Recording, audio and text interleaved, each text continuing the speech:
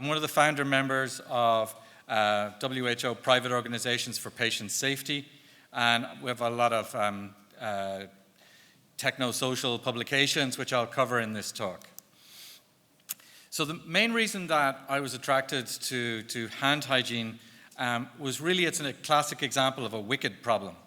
And a wicked problem are problems which usually involve people as a major component of both the problem and the solution. And I was looking at the literature, and what I saw is that the classic sort of pattern of lots of randomized controlled trials and it not really starting to come together. And it's a bit like the blind men and the elephant. You've got a randomized controlled trial, and depending on how you frame the problem, you get a different perspective, and you end up with then multiple conflicting studies and nothing really getting through. And so this is a classic of the type of problems that when technologists come to try and build a system, they face. And the randomized controlled trial kind of gives you the tip of the iceberg. But what we're interested in is what lies beneath. What are the causal factors that generate these problems? And it's in doing a number of different studies that we've kind of begun to dig into why are some of these challenges so persistent within hand hygiene. We don't have all the answers, nor all the solutions, but hopefully there'll be some things here that are of interest. So in hand hygiene, we have the kind of the good, the bad, and the ugly of what we see. So the good is that the WHO Multimodal Approach, both of the WHO hand hygiene guidelines, because frequently we only talk about one, short, frequent coaching on the job as a way to train hand hygiene, and regular feedback and measurement to help with performance levels. The bad things that we tend to see are what we'd call tick box training. We need to get our staff trained, we bring them to a room, we show them some slides, maybe we use a glow box, and then we kick them out. And that is almost useless. It probably is actually useless. And also in environments where there are actually quite poor incentives for performing well in hand hygiene. So a preponderance of negative incentives. And the ugly is where people turn a blind eye and they accept low performers in hand hygiene, whether it's the head of surgery or somebody else. And also poor cleaning regimes, because you essentially have reservoirs of infection that aren't getting cleaned up. So in terms of the WHO approach, we all know it, but ultimately things that really matter are the built environment is very important. What we would call the affordances of the space are really important. Gel or soap and water needs to be within about an arm and a half's reach away for when you're going to do patient care. Beyond that, then it becomes a very large barrier to practice. You also have to teach hand hygiene and to use good pedagogy or teaching methods. And we'll talk a little bit more about that later in the talk. You also have to check it. So there's an awful lot of industrial psychology from way back in the 40s, the Deming cycle, plan, do, check, act. So checking is very, very important, not just for getting measurements, but you're making a massive signal to people that I'm taking hand hygiene seriously, so should you. And then you have to sell it. You've got to promote it, whether it's using songs or dances or whatever. You've got to try and make it fun. But constantly, with all selling campaigns, it needs constantly to be refreshed. You're never done. Saatchi and Saatchi stay in business because campaigns only last a certain time. And then you have to live it. It's got to be part of your culture. So from the chief executive of the hospital right down to the porters, everybody has to be singing off the same hymn sheet. And these things all depend on each other. It's like a chain. So if one of them isn't working, then the whole system is undermined. So in terms of compliance with hand hygiene guidelines, we all know about the when and the 5 moments and the how. But very frequently, people talk about compliance. They're only talking about one of these. And in fact, what they're talking about is the quantity of hand hygiene that's performed. And really, we also need to think about quality. So if you were a car company, it wouldn't be about maximizing the amount of cars that you make and never mind the quality. You'd go out of business. And similarly, in terms of the effectiveness of hand hygiene, we have to think about both. And compliance is actually the multiplication of these two factors together. We know that compliance with quantity is about 40 to 80%, but quality is actually much lower. In multiple studies, it's between 15 to 18% of people actually following the WHO 6 poses. And so that means that your effective compliance rate is somewhere between 6 and 14%. So what does this mean when it comes to low levels? It means that you've got contaminated hands. So again, multiple studies, but 5% of fingertips of staff are contaminated with a dangerous multi-drug resistant pathogen after they have performed hand hygiene. These tests were done immediately after hand hygiene. And then on just a general sample of the contamination levels of hands in a German study, 93% of hands were not clean. However, 60% of the staff felt that their hand hygiene was of a very high standard. So this points to a couple of key things. So you've got poor quality technique and a thing called unconscious incompetence. We think we're competent, but in fact we're not. So one of the things you can do is you can start to do mathematical modeling of infections in hospitals. And what this allows us to do is kind of, rather than having to do an experiment every single time, you can kind of fiddle with the knobs and see what the impact of various different things. It means you don't have to pass an ethics committee to do some of these studies. So it'll be able to answer the question, well, what is actually happening in hospitals and what is the most important IPC activity? So these models is work done in Leeds, is based on epidemiological models, and they are backed up with case studies so that they can sense check against them. And what they found were, some unsurprising to you, is that high hand hygiene compliance level is absolutely critical. But also, when you've got an outbreak, targeted environmental cleaning is very important to target reservoirs. But also, interestingly, is that some healthcare workers can act as super spreaders. So, for example, if a healthcare worker is not performing hand hygiene well, they can actually undo the work of everybody else. So it actually shows up where the sensitivities are in terms of the infection control.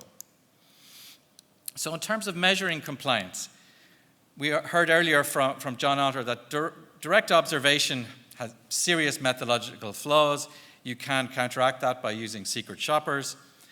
Also, consumption of soap and alcohol as a metric also has limitations. So in the base study for this, done across Europe, the Prospect study, they found there was massive differences between the different hospitals in terms of how much alcohol and soap was consumed, because it was highly dependent on the layout of the hospital and the amount of gel dispensers and soap dispensers around the place. So both how many and where they were. So having a single metric across an entire hospital system is very, very challenging. As a metric for looking at trend analysis, it's potentially useful.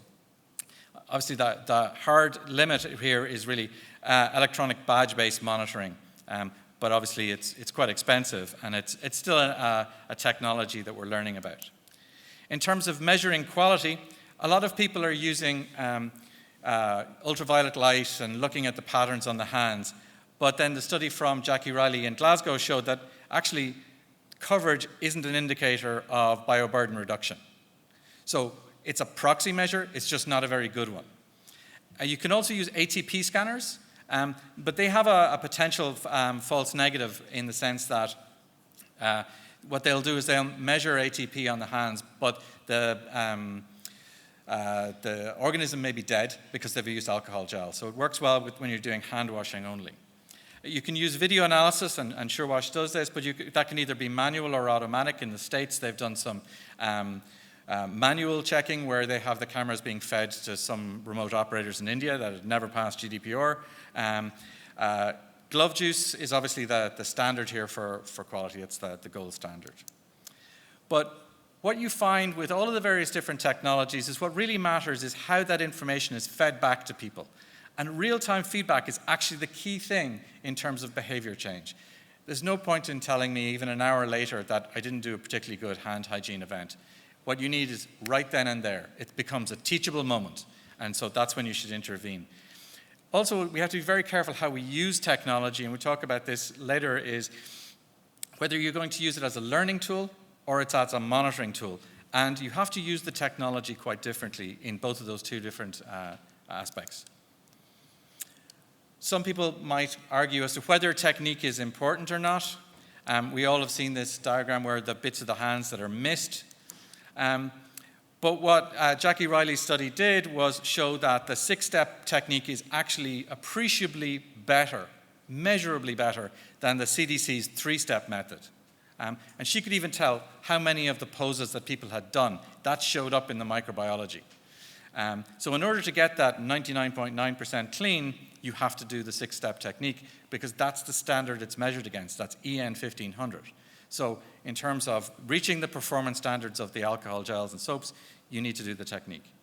Then a further study done by Lucy, and sorry, I can't pronounce her surname. Apologies, Lucy. That step 4 is actually the most important technique in terms of reduction. She published this at IPS, for those of you who were there. And in terms of shortening the technique, some of the proposed methods actually skip this pose. So we have to be very cautious at the moment before we move from 6 steps to another one. Once the WHO approves it, we will support it, but ultimately we have to be very careful that when it's studied at large scale and in a clinical setting. So technique matters, and UV coverage is not a measure of bioburden reduction. So you've all probably fought the good fight in terms of demonstrating the technique, trying to teach the technique, and you're wondering, why can't people follow this? Why is it so hard? So one of the things is you be very careful about the training methods that you use and that they're appropriate to the challenge. So our early work was actually in surgical training, and so a lot of the knowledge we're bringing from there. So there's this is from the 1800s, the forgetting cycle. So when you are taught something, you will lose 80% of it very, very quickly. And hand hygiene technique is a psychomotor skill, like tying your shoelaces, riding a bike. You can't learn it from a video. You can't learn it in a classroom. You must practice with feedback, and you must sleep between training sessions.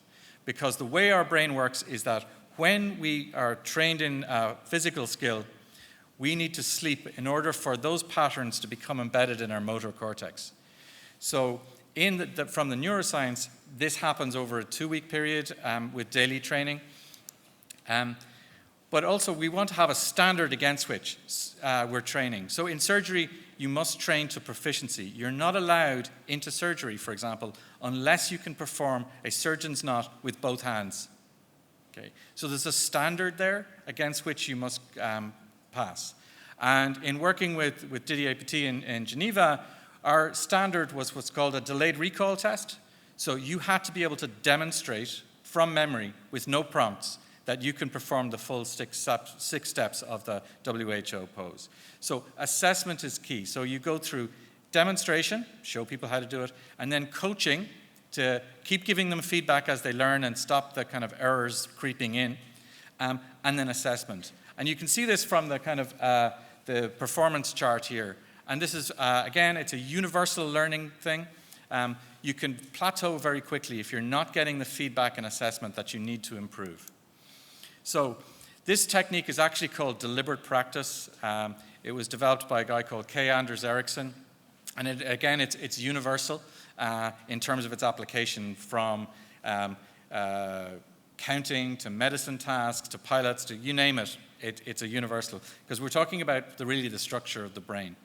So we actually did a study to figure out how long does it actually take you to learn the WHO protocol. And so we did a study with Yale Medical School. And what we found was in a 5-day study, so it's a little bit shorter than the ideal, that it took about 30 training sessions of about 2 minutes each over that 5-day period for people to be able to memorize the technique so that they could recall it and pass the recall assessment or the proficiency test. That study has actually been replicated by a team in Glasgow where they used our app to train and then test on one of the kiosk systems. Now, they did it over 2 weeks, and they found that it was about 25 times. They also found that men were better than women, but we didn't find that in our data, so it may be a quirk. So how do you design learning for behavior change? So there's a bunch of different sort of techniques that you can use here.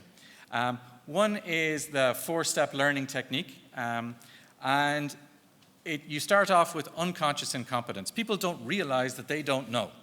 And so you need to show them, to test them, and they need to, in some sense, they need to fail that assessment for them to accept that they don't actually know.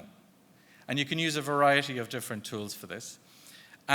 So then they move to the stage of conscious incompetence. Now they accept the fact that they don't know, and they now need to train. And then they get to conscious competence. So they now know that they know, but they're still thinking with their prefrontal cortex. They're still thinking it through. It hasn't become automatic. And ultimately, through practice, you get to the stage where it becomes unconscious incompetence. Sorry, unconscious competence. Yeah. So, and you can stay there for quite a while, but eventually there's a thing called skill extinction, and unless you keep feeding back and reminding, they'll slip back down. But the key thing here is measurement at all stages, an objective measurement that they can trust. When we were doing surgery, people were saying, oh, well, the surgeon doesn't like me, that's why he keeps failing me. And we had to come up with an absolutely objective test in order for the system to work well. When you're designing a program where people have to keep at it, you need to keep them in what's called the flow state. And this is something that you see a lot in the games industry, where they want to keep people challenged, but not too much, so that they stay engaged. So what you have to do is design a series of challenges that are slightly harder as you go, as you get them up to that level of proficiency. So it's break down the problem and make it slightly harder as you go. And then last is a piece of psychology. This is called the FOG model. And this shows you how motivation matters when it comes to learning. So when you've got a low-skilled person, it's very hard to get them to do something. So they haven't practiced it. Oh, it's just too hard. I don't want to do it. And then if they're higher skilled, then they'll just practice and practice and practice and practice, and they're getting better all the time, and they're getting feedback from that. So what happens here is that it's important that when you get a high intensity event, like an outbreak, like coronavirus, as I say, never waste a good crisis. So get people to make a long-term commitment, and this applies to our dieting, to everything.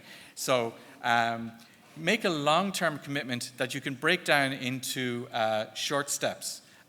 And get them to adhere to it. So rather than there's a major outbreak, or we'll go off and do a hand hygiene training, rather get them to commit to reaching a performance standard over a month. And that will help the learning to embed. So in terms of taking this into kind of a campaign mode, you can start off with a basic campaign and you just do your kind of endpoint assessment or summative assessment at the end. And that will have an impact. It'll just be very short-lived. The next level is to have a kind of a more bigger program where you have formative assessment, where you're breaking the task down, helping them learn, etc. And again, but it's still you're teaching them. What really works best is if they take ownership of it themselves. And essentially what you do is you say, well, what are the goals that we're going to set for ourselves? And here's the objective measurement tool that we're going to use together to improve our performance. So this has been used in a lot of different domains. It has been used in medical as well, but it's actually called action research. And there's quite a lot of material on how to design a good action research model. Effectively, it's broken down into 4 steps, which is a bit on Deming, which is planning, action, observation, and reflection. So really, again, measurement is at the heart of this. We don't want to fool ourselves that we're making progress when in fact we're not. We need to trust in the measurement system. One of the big things that you see in wicked problems are that culture has a huge part to play. And we can see this in a lot of fields, and we talk about nudges and stuff. And this is based on work from Tversky, Kahneman, and Thaler. And it's called Behavioral Economics, and there's lots of books. Thaler has a nice one called Nudge. And what it says is there are lots of different biases within the brain and little tools that you can use to trigger behaviors. So one of the things is that we respond better to loss aversion than we do to positive incentives. And one of the clients that we've worked with actually used car parking spaces for this. So if you did your hand hygiene training and you performed, you got to be in the closest car park. But if you didn't, you're off out in the long away car park. And in Ireland, it rains a lot, so that matters. The other thing is pro-social goals. So again, particularly in team activities, if a team working together can achieve some goal, making the goal for somebody else means people will actually try harder. So for example, if the team achieves a goal, then the prize is actually for their favorite charity. The other one is social proof. We see this an awful lot in terms of employee of the month, etc. But again, it's a signaling mechanism that we're taking this seriously. And this is where senior leaders come in. They have to support this and be seen to support whatever the cultural program is, and then you probably need to change them up on a regular basis. But signaling from senior management is absolutely key. But the other thing that was interesting, some study from Australia is that the interpersonal relationships at a local level or at a ward level are actually really important. So picking your champions, and we saw a great champion this morning in the surgeon, that personal relationship that they have with the staff is really important. So again, your champion needs to be relatively well liked among the group if your campaign is going to be successful. So choose carefully. So Didier Petit talks about the kind of adaptation, adapt to adopt, and he has a YouTube video there. But again, it's about how can we customize this message locally. Again, use the action research model. But also then other people have used promotion as a thing. So it's about professionalism, so tying it to their promotion entitlements. So you've got to pass your hand hygiene every year in order to get promoted. And then also, one of the things that we've found as we've done the various studies is there are certain people who really struggle. So it's like in traffic lights, there's always about 20% of the population who pay most of the speeding fines. There's again, a personality type that you need to find and then coach that little bit more intensely because they're potentially the weak link in your team. And what we found is that most people know who they are. So in terms of responding to outbreaks, one of the things that we see is responding across a facility. So you want to leverage mobile learning applications. So if you need to train everybody really quickly, then using tools that are available on everybody's smartphone are really helpful. Another technique which was very successful is the patient stand down. And this comes from the US military, where you take your leadership team, your kind of unit level leaders, and take them off and train them. And then for 15 minutes at the start of a day, usually, when everybody is, after shift changeover and they're not tired, stop all non-essential activity and do hand hygiene training. So this does the train, short burst, locally, intensively piece of the puzzle. It also signals a team activity. Everybody in the hospital is doing this all together. So it hits a number of different psychological buttons and shows to be very, very successful. Over a 3-year period, they had a lot of success. Also, during an outbreak, it's important to check your sort of critical infection control knowledge. In one C. diff outbreak that we were working on, we found that 70% of doctors were unaware that they couldn't use alcohol gel to sterilize their hands, and were happily using the alcohol gel. So that's just one example of just-in-time training, just-in-time refreshment is really important during outbreaks. So now I'm going to just change tack a little and talk about some of the technology which is starting to creep in.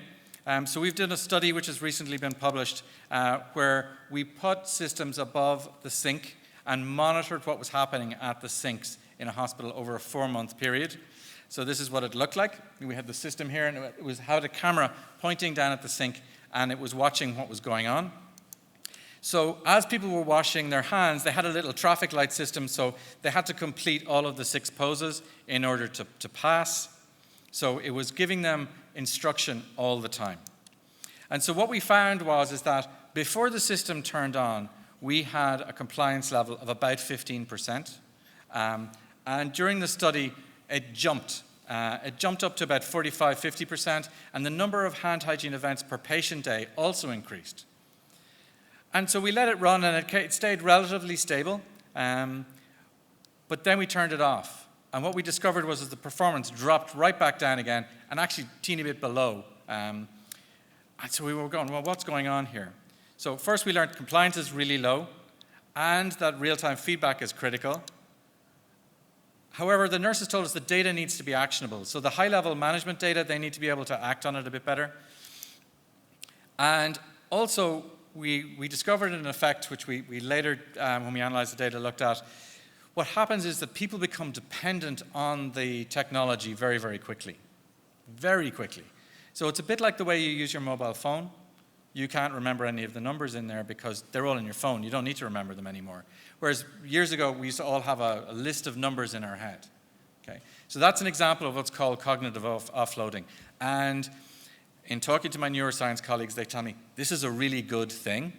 If you can use technology to support human beings in decision-making, it's a good thing as long as it's there all the time. The challenge is, when is it not there all the time, or if it's inconsistently available, then you have a challenge. And you need to use technology differently. So if you're going to use it as a learning tool, you can't have it on all the time. You have to be constantly mixing it up and going through the 4 cycles of learning that we talked about earlier. So constantly assessing in the blind, checking people's performance, and feeding that performance back to them. So it means we used it very much as a constantly on tool. If we had mixed it up, we'd have gotten a different result. So in terms of technology, it provides a huge amount of data. And we can see tools now which are making stuff available. And you can see here one of our systems which is chugging away and has done 28,000 hand hygiene sessions in this period. So that's a lot of training. But what you need to be able to do is to kind of make that actionable. And so what this hospital was able to show is that, they're getting good success, but that it's actually thumbs, fingertips, and wrists were the areas where they needed to focus. So what that allowed the infection control team to do is to go in and take one of those and promote it. Because people respond to, I'm going to definitely do one thing, rather than having too many things to deal with at a time. Another study we did with the Christie was we looked at how about if we start to tie all these systems together. So training with monitoring and with feedback to real-time feedback on the ward. So what we did was we partnered with Gojo, who had the SmartLink dispensers. We also partnered with Meg Support Tools, who have a mobile observational audit tool, and then our system for training.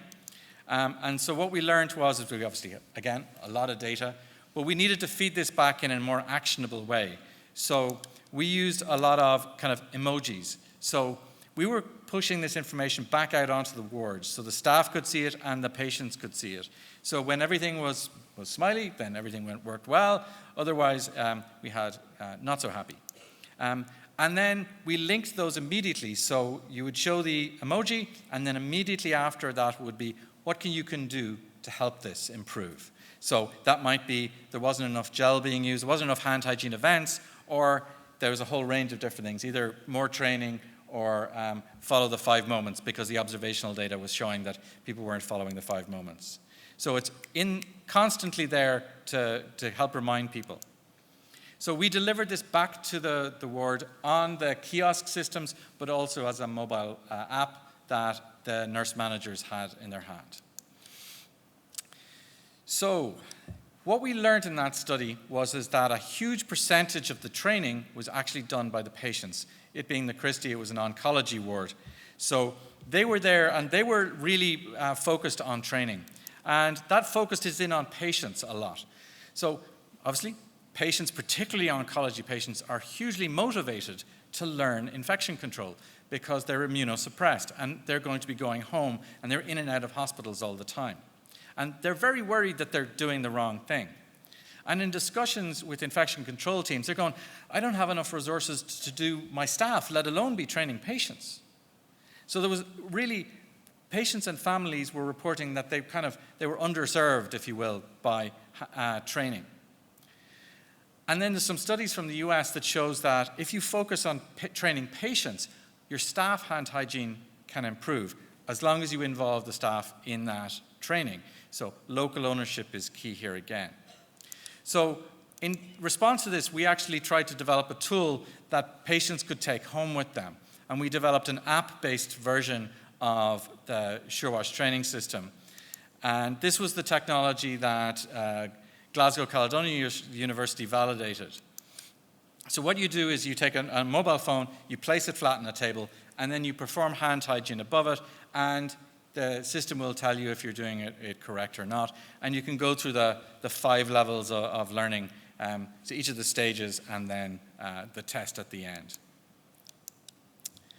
So to kind of wrap this all together, my favorite hand hygiene superheroes are to be aware that you're not to do tick box training, but to do short burst training in their workplaces, because there's this thing as a university professor, my students often leave the learning in the classroom as they walk out the door, and that's the thing you don't want to do. So bringing it into the workplaces is really, really important. And to have a standard for that, to train to proficiency rather than you're just going to demonstrate, because that really won't stick. To use action research models to promote that local ownership, and to have the people involved in constantly improving standards. So the idea of action research is that we're constantly improving. To use technology to train and measure both the quantity and quality of hand hygiene objectively. So you don't have a lot of the biases, and it's a lot cheaper than secret shoppers being there constantly. And to use incentives wisely to build a culture of high standards in infection prevention and control.